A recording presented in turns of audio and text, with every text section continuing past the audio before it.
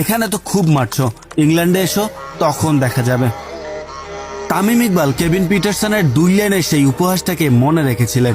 সময় আসলে সেই উপহাসের জবাব যে তাকে দিতেই হবে। এবার সুযোগ আসলো 2010 সালেই। 2টি টেস্ট এবং 3টি ওয়ানডে ম্যাচ খেলার জন্য বাংলাদেশ ক্রিকেট দল তখন ইংল্যান্ডে।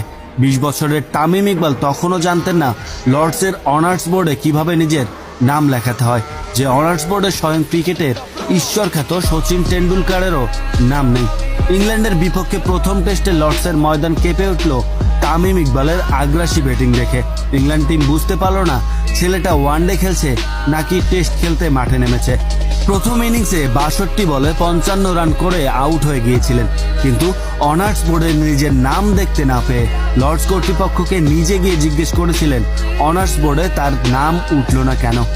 তখনই তামিম জানতে পারেন ক্রিকেটের মক্কা খ্যাত লর্ডসের এই সম্মানিত অনার্স বোর্ডে নাম লেখাতে হলে তাকে সেঞ্চুরি করতে হবে, আর নয়তো 5 উইকেট শিকার করতে হবে। এবার তামিম দ্বিতীয় ইনিংসে ব্যাট করতে নামলেন। 100 বল মোকাবেলা করে 15 4 আর 2 ছক্কায় সেঞ্চুরির কোটা পূর্ণ করলেন তামিম। লর্ডসে প্রথম কোনো বাংলাদেশি হিসেবে সেঞ্চুরি পেয়েছিলেন।